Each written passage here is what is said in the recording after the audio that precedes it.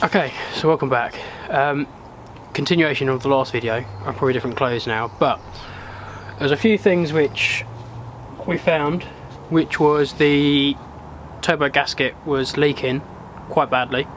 In other words, it will be in the last video anyway, but it was basically missing half of it. I've recently bought a new gasket kit, so I've got the actual turbo to manifold to turbo gasket, and then from back end of the turbo to the gasket, and to the exhaust gasket. Also got to sort out an oil leak, which I've recently found out, which wasn't planned. But yeah, the gasket's got a lot worse. That's the new gasket. That was the old gasket. So it's probably as thin as a piece of paper, and just pretty much dust come off of that when I did it. Oh, and I've got the other one. So now got the new one which is going on.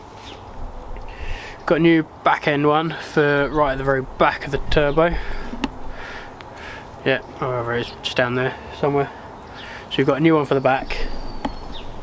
We've got sort out the headlights again, because I've put LEDs in and now they annoy me because every time I turn on the ignition they just pop up straight away, which I don't want, because then it basically gets rid of the point of the vent here to cool down the turbo and to get air into it, because then it's not doing anything. We've got a lovely oil leak, as I just mentioned, which is courtesy of the turbo getting way too hot and splitting the actual pipe.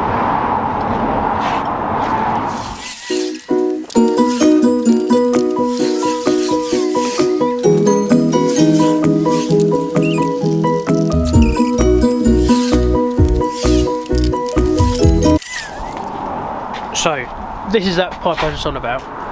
It goes from the bottom of the turbo down to the engine. Firstly, this is way too big of a pipe to actually be going on there. Secondly, that is if it blurs, is basically it's got hot and melted through that. So the second you turn on the turbo, all's going around it and then not really returning to the bottom of the engine, which isn't ideal. So what I'm going to do is cut it here, replace it with that. So in theory all that has to do is go from there round like that now, and not cut yourself, go round and back. So let's cut that and we'll see how it goes. So the MX-5 is now back from the dyno. It's been for a full week now. Dyno engine has all been tuned, all been sorted, but today on my drive home I realised I've lost all boost pressure. Now, of course, it's been sucked in through here, coming out here, through the wastegate, down into the intercooler, which is down at the front, round, back up, into the inlet manifold, where it's then going into the engine.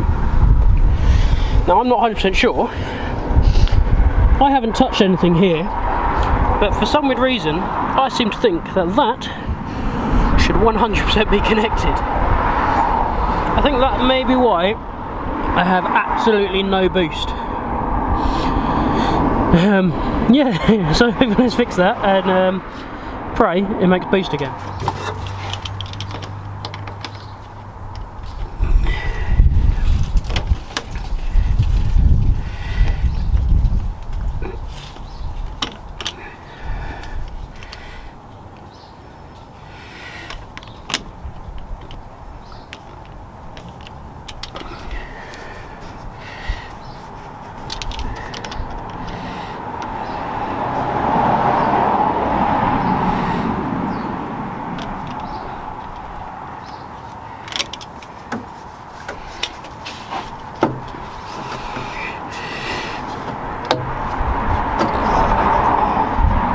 That easy, it should already off.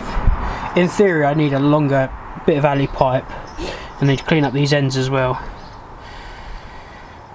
because they've got a bit of flaky metal on it, which is definitely not good if it's going to go into the intercooler and then into an engine. But let's get this rolled and hopefully that'll be good. We're now in the garage. We've got the bead roller which we're sorting out. You see I've already done one side of it. So basically what we're doing is, and excuse the mess, we have this little contraption here with a handle on the other side which basically spins it. We've got this which basically put the pipe onto here, around there, tighten this bit, this bottom bit moves up, clamps it in there, of course, then makes a bead roll. Just basically slips on like that. It's a bit hard to do with one hand, but you catch the drift, you get it. Put it on, tighten it up,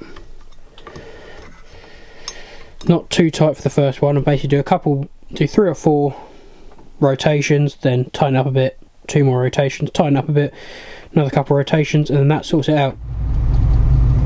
So, a few things have happened since I last filmed. 1, I got new headlights. 2, my car is now past its MOT, meaning it's now drivable. The only issue is there's a slight issue with the map on it, as it hesitates when it's going into boost.